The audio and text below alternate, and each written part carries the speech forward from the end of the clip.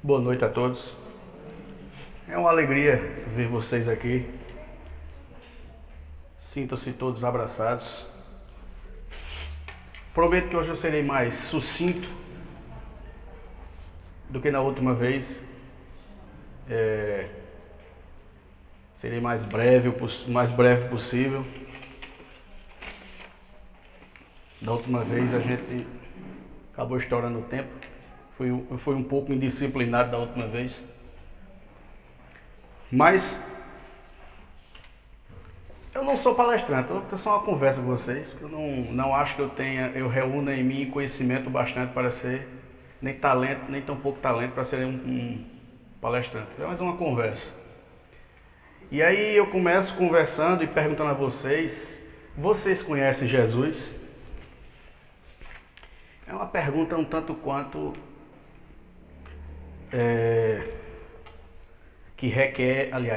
que nos dá uma margem de interpretação bem interessante. Perguntar se a gente conhece Jesus. Eu acho que todo mundo aqui vai dizer que sim. Mas aí, se eu perguntasse aqui a vocês, quem que já passou por essa terra encarnado e que hoje se encontra desencarnado ou ainda encarnado, que mais se aproxima de Jesus?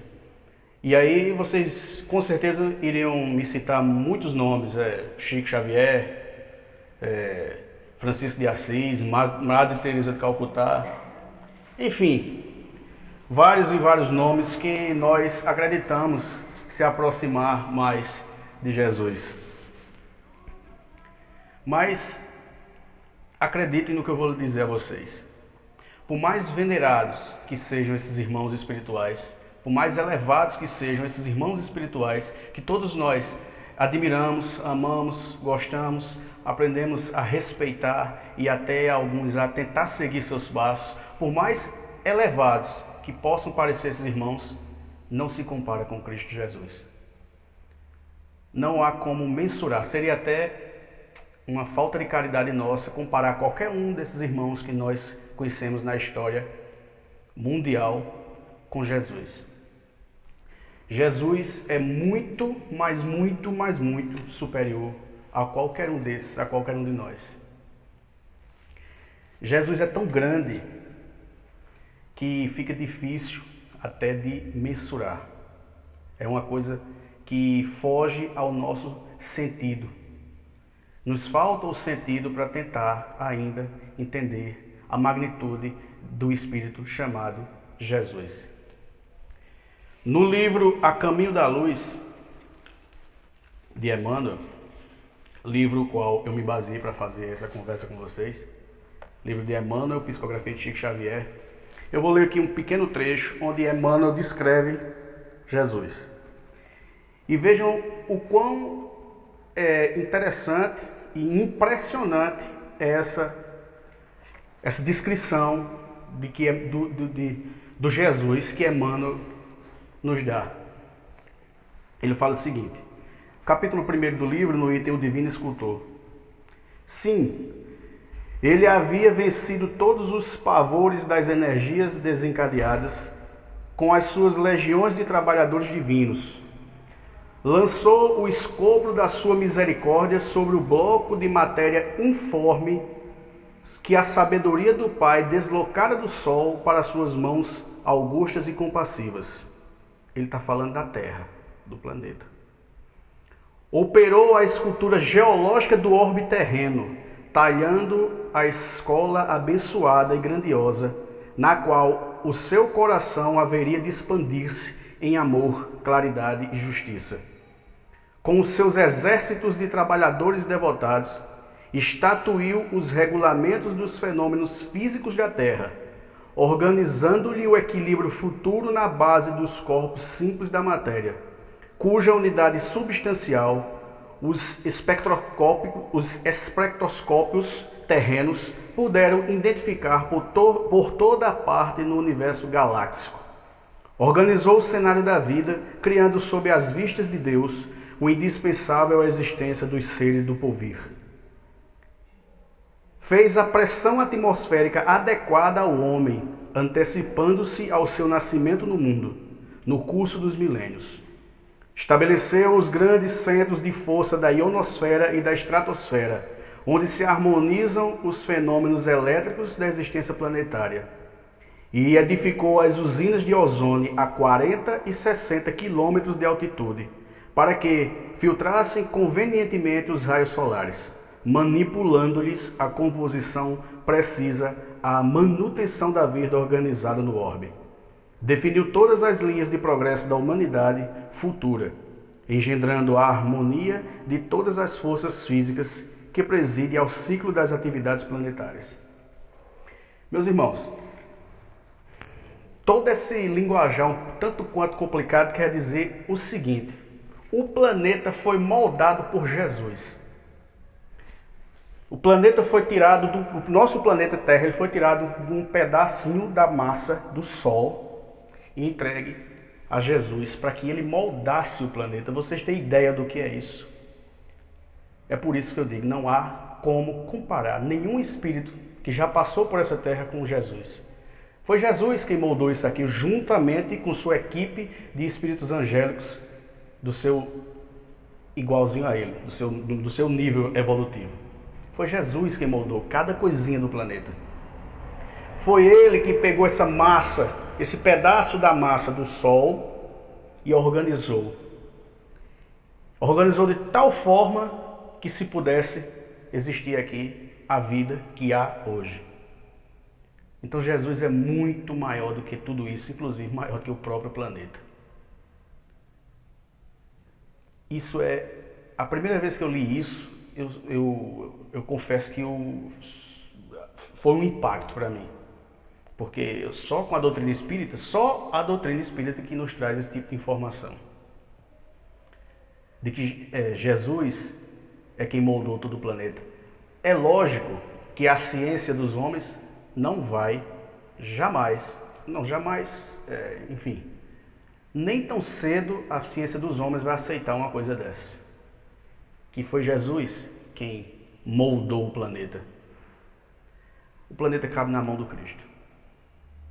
É por isso que existe uma corrente dentro da doutrina espírita que defende a tese, e eu sou um dos que defendo também, a tese de que Jesus sofreu muito mais para encarnar nesse mundo do que para desencarnar no açoite do Calvário. Jesus sofreu muito mais para encarnar nesse mundo. Ele teve que passar por todo um processo de, digamos assim, regressão perispiritual, porque Jesus não tinha mais perispírito, lógico. Um espírito nessa magnitude ele não tinha mais perispírito. Ele teve que passar como se fosse, mal comparando, um fio desencapado que teve que ser envolvido para que sua energia não atingisse o seu magnetismo, sua energia não atingisse o que estava em redor dele. Esse processo para que Jesus encarnasse nessa terra durou 1000 anos. E essa reunião de planejamento para que isso acontecesse foi na crosta do Sol.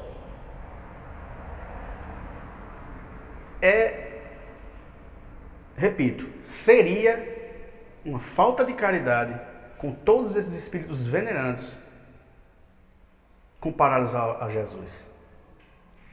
E a coisa fica ainda até mais complicada quando eu penso que nós seremos um dia igual a Jesus. Aí é que a coisa fica mais surreal. Mas não é surreal, é real. Jesus já foi um de nós e nós um dia seremos igual a ele. Mas o parâmetro de comparação não tem como comparar. Jesus foi quem moldou esse planeta. E ele não moldou, não fez esse planeta. Aliás, não foi ele que fez, ele que moldou o planeta. Pegando aquela massa que se deslocara do Sol e constituindo a Terra. Mas ele não fez isso do dia para a noite. Ele começou aquela transformação de uma tal forma que as massas aglutinadas começassem a se estabelecer, a se dispor para começar então a receber os primeiros indícios de vida. Então, com isso, começou a se estabelecer a vida mineral aqui na Terra. O estado mineral. A Terra estava no seu estado latente de mineral. Começou a passar por transformações até que tivesse condições, reunisse condições de que nela começasse a brotar a vida vegetal. Através de milhões, bilhões de anos, que para nós é milhões e bilhões de anos, mas para um espírito da magnitude de um Cristo, de um Jesus, é um instante na imensidão, a coisa passou a se transformar, até que chegasse ao ponto de começar a reunir condições para que começasse a habitar, através da evolução do mineral para o vegetal, e chegasse ao animal. E aí começa aquilo que a ciência chama do estado dos primatas, do elo perdido. A ciência, a história, a antropologia estuda isso, mas não explica de onde, de que ponto começou. E esse ponto se perde também na imensidão, porque não como a gente mensurar mais ou menos em que época foi, lógico. Mas a coisa começava a transformar-se aqui na Terra, tudo sob a regência do Cristo. E ele chega ao ponto de começar o princípio vital, que começava no vegetal, através da evolução, começava a se agitar no animal. Estava adormecido no mineral. Meio que se agitava no vegetal. Começava a dar seus primeiros, digamos assim, seus primeiros sonhos. Começava a sonhar no animal. E aí surgia os primeiros animais nessa terra, que na evolução daquele princípio vital que habitava os animais, até porque o princípio vital que habita uma barata não pode ser o mesmo princípio vital que habita um golfinho. É uma evolução. Então, não foi de repente, mas sim através dessa evolução gradativa que surgem os primatas. E aí, dos primatas, em sua evolução natural, passa aos hominídeos, depois os hominoides, os hominídeos, e assim vai evoluindo, para homem, chega ao Homo erecto, e até chegar o que se encontra hoje no Homo sapiens sapiens. Aí sim, desperta o espírito. Aí sim, a Terra, a partir de então, reúne condições de começar a ser habitada por espíritos, os seres da criação. A partir desse momento, começa uma evolução um tanto quanto mais rápida. Aqueles que vieram lá de trás, como princípio vital, e evoluíram até chegar ao espiritual, começam sua evolução e vão começando a passar por transformações que vai lapidando sua inteligência, evoluindo sempre, e o homem passa a instituir valores, passa a perambular pela terra, a construir ou fabricar artesanalmente ferramentas, descobre o fogo, a forma de comunicação, e eis que o homem deixa de ser nômade e passa a ser sedentário, ou seja, se fixar em regiões. A partir desse momento que o homem passa a se fixar em regiões, começa a criar comunidades, evolutivamente cidades. A partir de então, o mundo começa a ser mais povoado por cidades, regiões, humanidade. E essa humanidade precisa de líderes, de pessoas que lhe deem o norte. Nessa época, o mundo era coberto por uma selva densa espiritualmente. Era muito primitivo. O planeta estava nos seus primeiros milhões de anos. Era um planeta extremamente primitivo. E Jesus tinha que vir passar sua mensagem. Mas para que ele viesse, era preciso todo um preparo.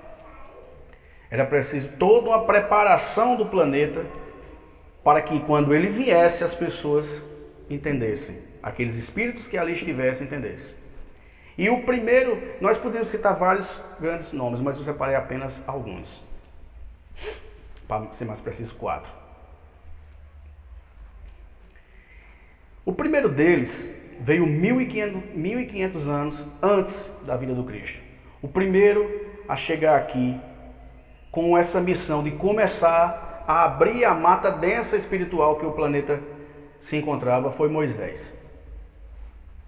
E Moisés veio como um legislador.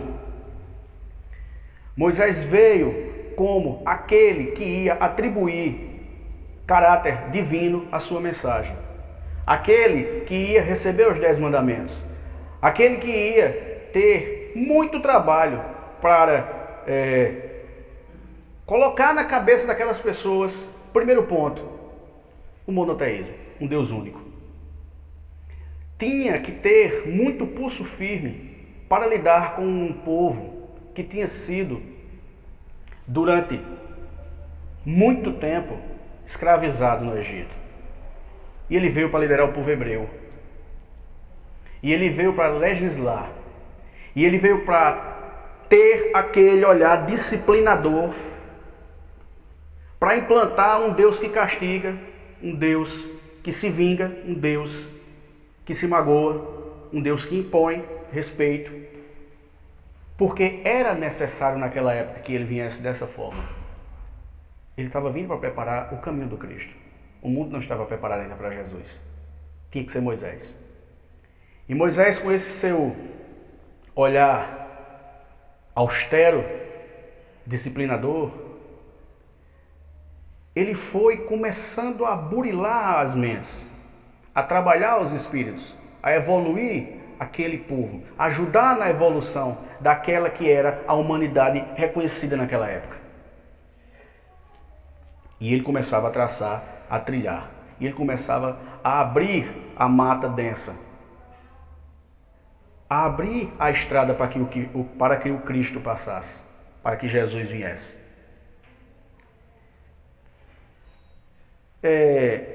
Os outros 3 nomes que eu irei citar vieram numa sequência de 1000 anos depois de Moisés.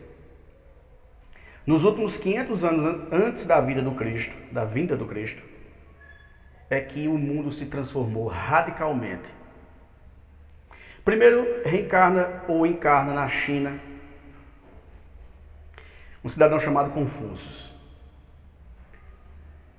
E Confúcio vinha pegando ainda a linha de Moisés, de ser também um disciplinador, mas já com outra visão. O mundo já evoluía. Era um espaço de 1000 anos de Moisés para Confúcio. Esse espaço de 1000 anos na nossa contagem terrestre é muito tempo. A Terra já evoluíra bastante. Então Confúcio, que vinha também com o olhar disciplinador, dessa vez vinha para dizer: a família é a base de tudo. Confúcio dizia que nós tínhamos que preservar os mais velhos e a criança, e a unidade familiar. Vejam como o discurso mudou. Esse discurso de Confúcio não cabia há 1000 anos, quando Moisés veio. Era um discurso diferente porque a evolução era outra. O planeta estagiava em 2 momentos completamente diferentes. E a partir de Confúcio, as coisas começavam a vibrar para que o Cristo viesse. As coisas começavam a se acertar, a se equilibrar, a colocar-se nos seus devidos lugares. Estava chegando a hora de receber, do planeta receber aquele que o burilou. aquele que o desenhou, aquele que foi o seu, digamos assim, o seu trabalhador mor, aquele que, com a sua equipe de espíritos, moldou aquela massa retirada do sol. Estava chegando a hora do Cristo vir. Aquele processo todo na crosta do sol já começava a se desenrolar para que viesse o Cristo. E Confúcio, vocês vejam como é a evolução de Confúcio. Confúcio falou a seguinte frase: sede como um sândalo que perfuma o machado que o feriu. Tem alguma diferença de amar-vos uns aos outros? Que falou Jesus. Não tem diferença. A diferença é de língua. A filosofia é a mesma. Porque Confúcio, como Moisés, eram prepostos de Jesus. Eles vinham sob a égide do Cristo. Eles vinham sob a orientação de Jesus para preparar o seu caminho. E Confúcio começa a implantar as primeiras sementes de amor na terra. Aí alguém poderia perguntar, mas não tinha amor antes de Confúcio? Tinha. Eu estou falando de uma maneira filosófica. Implantar uma filosofia mais branda que o mundo ainda não estava tão acostumado. Passa-se mais algum tempo e eis que, para continuar essa missão de devastar essa floresta densa que a terra se encontrava, reencarna aquele que eu acho que foi o mais pacificador, talvez o mais pacificador entre eles, que é o grande Siddhartha Gautama, mundialmente conhecido como Buda. E Buda já vem com um discurso bem diferente. Buda vem com um discurso de desapego, que nós tínhamos que nos desapegar. Através do desapego das coisas materiais, nós iríamos evoluir. Buda vinha exatamente para dar um prosseguimento àquilo que Confúcio começou. E Buda dizia que esse desapego vinha através de meditação, de sabedoria, de equilíbrio do Yin e do Yang. O equilíbrio da mente, a sabedoria, a meditação, aquilo daria ao homem o desapego. Vejam só o que é que o grande Siddhartha Gautama pregava. Ele pregava 4 coisas chamadas 4 nobres verdades. Primeiro ele dizia: o sofrimento existe, é real, não pode ser ignorado. Isso é uma visão de encarar os problemas frente a frente com inteligência e com mansuetude, tranquilidade.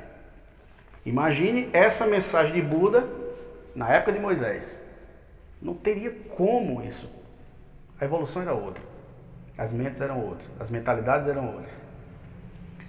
Segunda das 4 nobres verdades é o seguinte: o sofrimento tem suas causas. Ele surge a partir do apego excessivo a expectativas irreais. Isso cabe hoje em dia? Cabe. Isso é atemporal. A mensagem desses espíritos sempre é atemporal. É uma coisa temporal.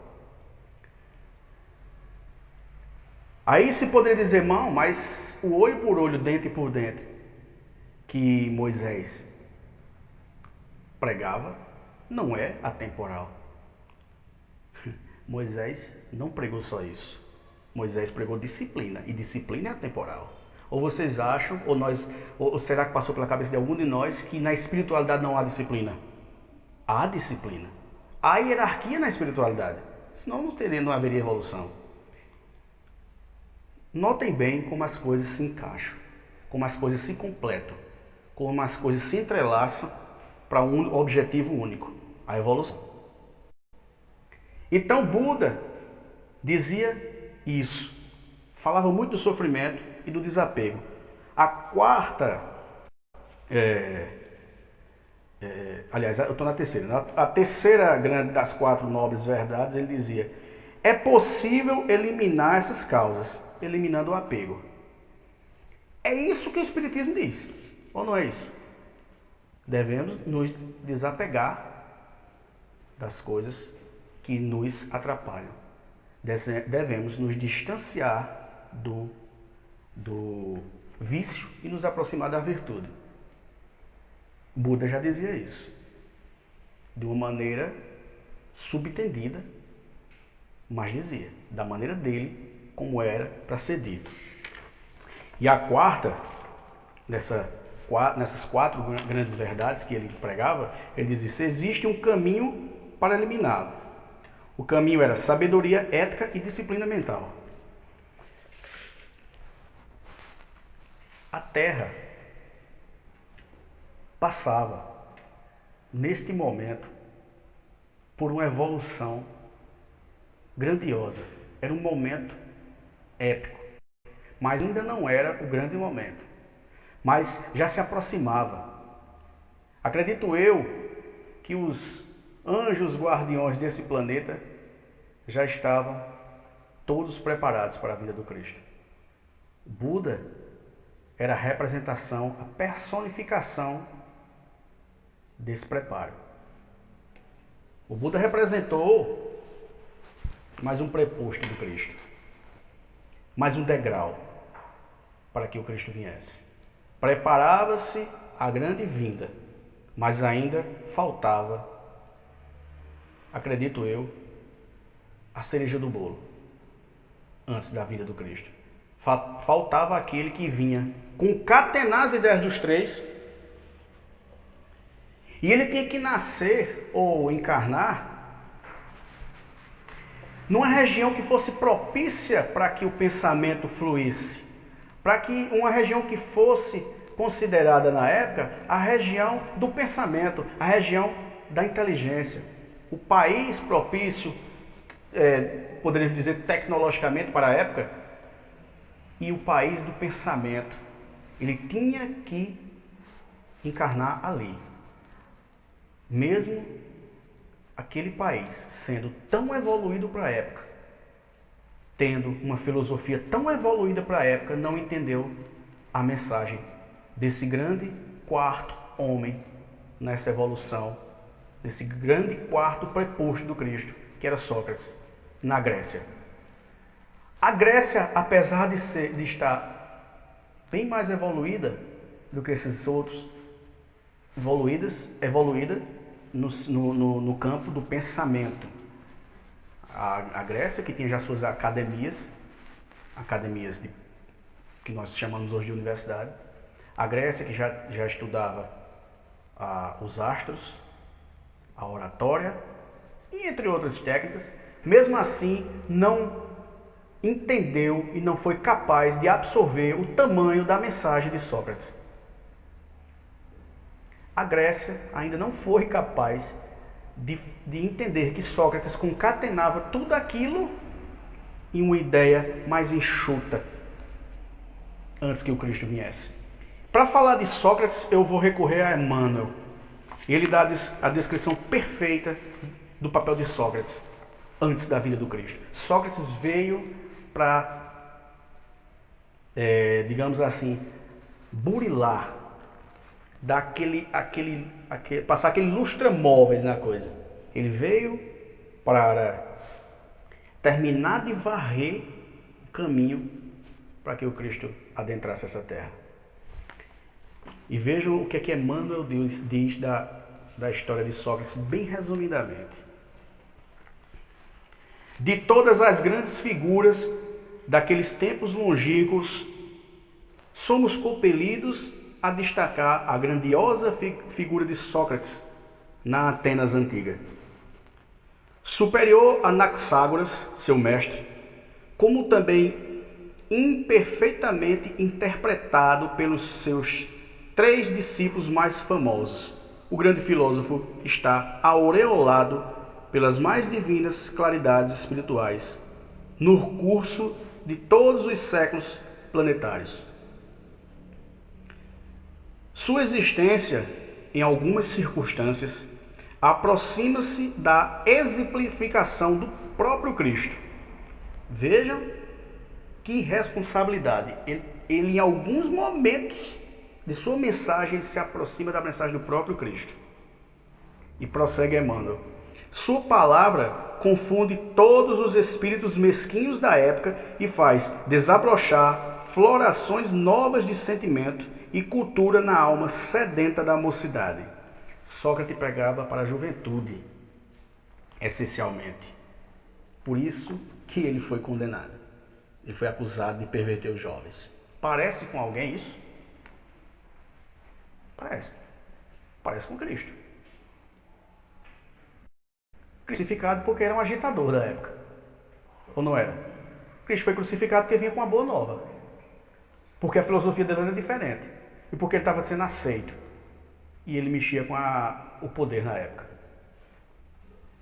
Sócrates também.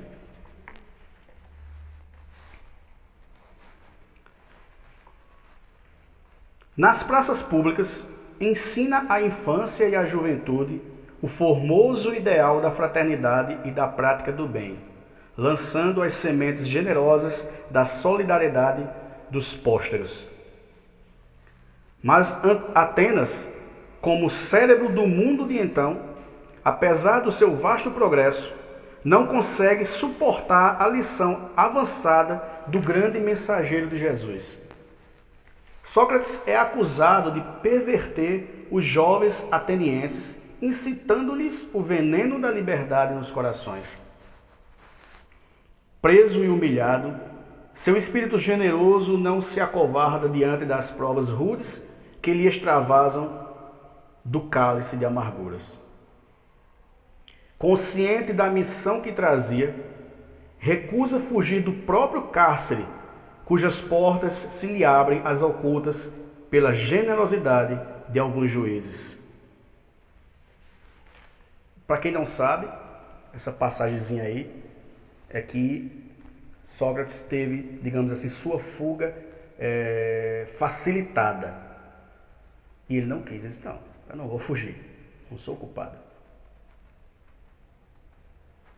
E disseram, se você não fugir, você vai ter que tomar, você vai ser morto, vai ter que tomar o veneno, a cicuta. Morro como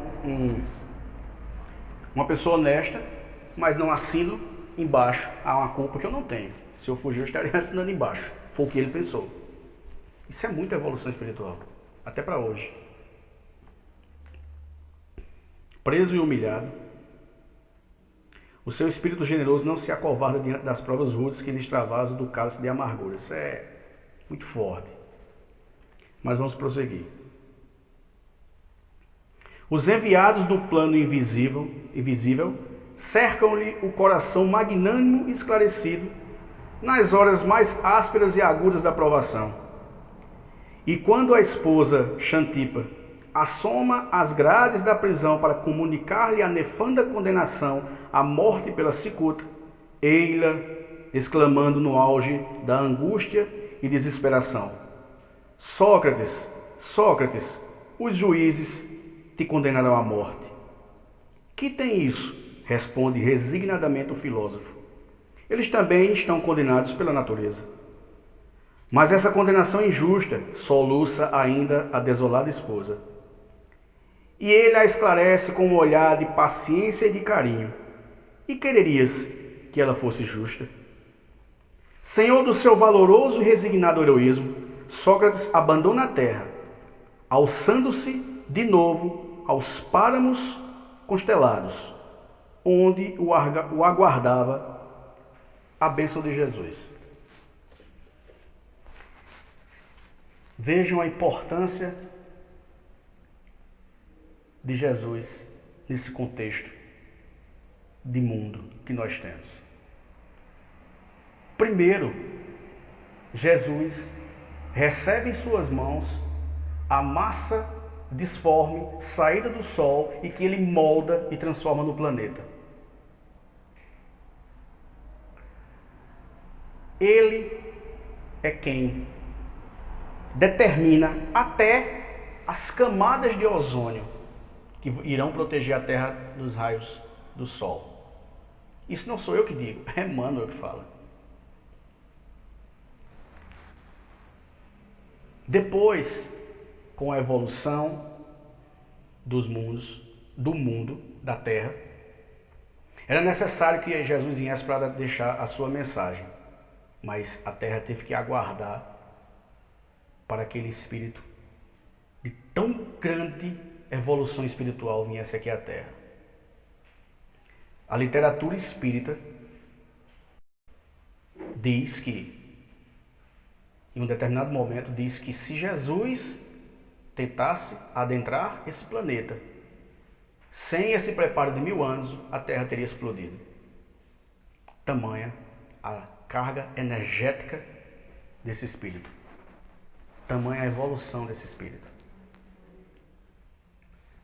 Emmanuel nos conta, nesse mesmo livro, A Caminho da Luz, até a publicação desse livro, que essa equipe de espíritos angelicais só se reuniu no Sol 2 vezes. A primeira, na formação da própria Terra.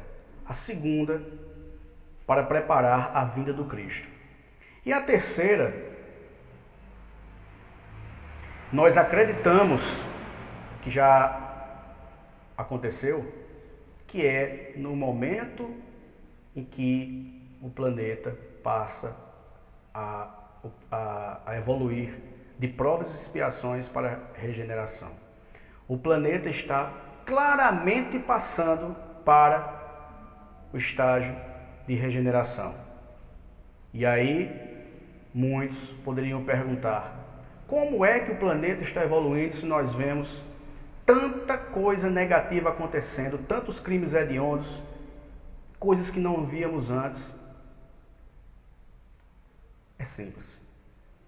Espíritos estão tendo sua última chance de reencarnar nesse planeta. A Terra precisa evoluir, ela não pode esperar pela gente.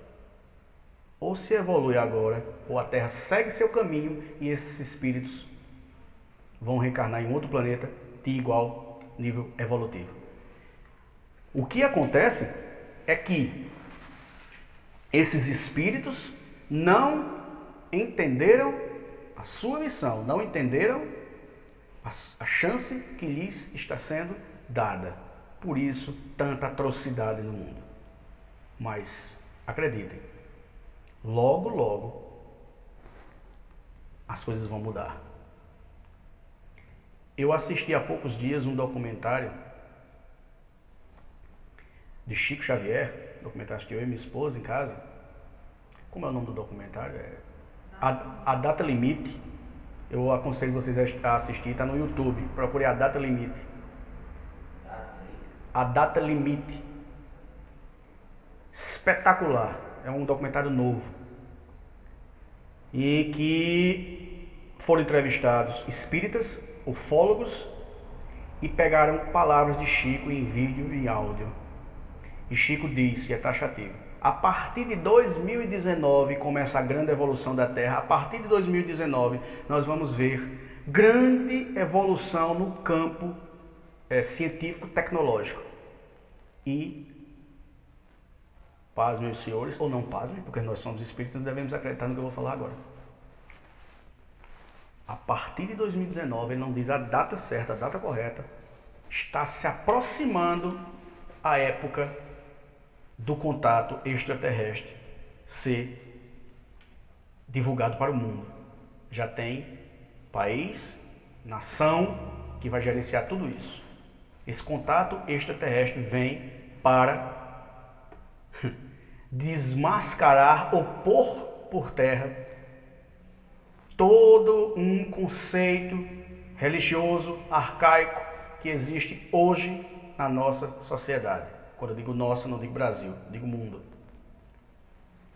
Quando esse contato extraterrestre chegar, imaginem os senhores e as senhoras, uma nave vinda agora de um planeta mais evoluído, chegando para uma grande nação e dando uma coletiva mundial, dizendo: nós viemos do planeta tal e nós somos aqueles que já habitaram esse planeta.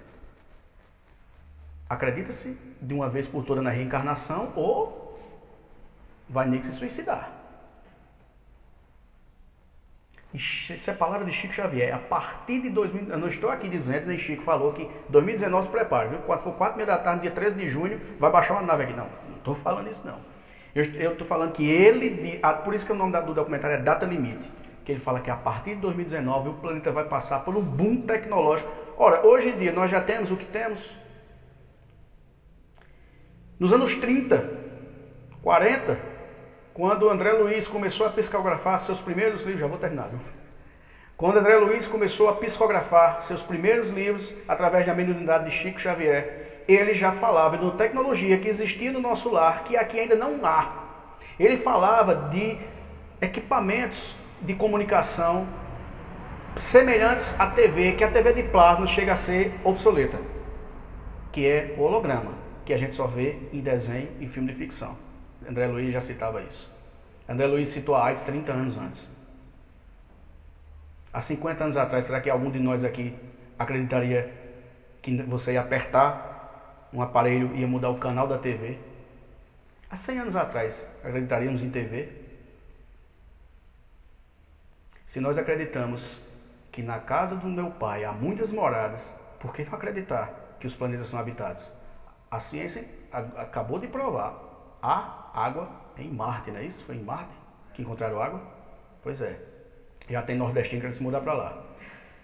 Então, Tem um monte. Já estão pegando. O que hoje é absurdo, amanhã é comum. O que antes, não é da minha época, não é da época de Silvia, de Jordão. Se mandava uma carta para o Rio de Janeiro, passavam 15 anos, você liga com o celular agora sentado e fala com a sua tia que está lá fazendo uma sopa. Então, essa evolução, Jesus falou dessa evolução quando ele disse que na casa do meu pai há muitas moradas, e quando ele disse: eu não sou desse mundo. Realmente, esse mundo pertence a ele, mas ele não é dele. Jesus não evoluiu aqui. Jesus foi muito caridoso, que a missão dele é muito maior do que esse planeta, mas ele disse: não, eu tenho que tomar conta desse planeta. E ele é o grande governador desse planeta, e é o grande governador dessa galáxia, por caridade. Por que, meus irmãos? Para finalizar, os dados que eu trouxe de Jesus hoje, quem não leu esse livro, A Caminho da Luz, deve ler. Mas quem não leu, não tomou conhecimento, espero que tenha tido a mesma impressão que eu. É impactante saber que Jesus moldou esse planeta. Saber que Jesus, com suas mãos augustas, colocou cada coisa em seu devido lugar. Na época, o mar habitava um lugar e depois transferiu isso para outro, porque naquela época tinha que ser daquela forma. Ou seja, não há como comparar nada, nem ninguém que parou por essa terra, por mais evoluído que possa nos parecer, com Jesus. Chico Xavier está muito na nossa frente em evolução. Para nós poderia até ser um modelo e guia, se não tivesse vindo aquele que veio para ser crucificado. Jesus é incomparável a nós nesse momento evolutivo. E fica até mais difícil mensurar quando você imagina que um dia nós seremos como ele. Eu nem paro para pensar nisso. E quando você diz assim, ele já foi igual a mim, ou foi até mais, ele já veio do princípio vital. E hoje ele chegou a um nível evolutivo que ele moldou um planeta. Isso é muita coisa. Então eu espero que tenha ficado para vocês essa mensagem, que vocês tenham curiosidade. Quem não leu esse livro, A Caminho da Luz, de Emmanuel, procure ler.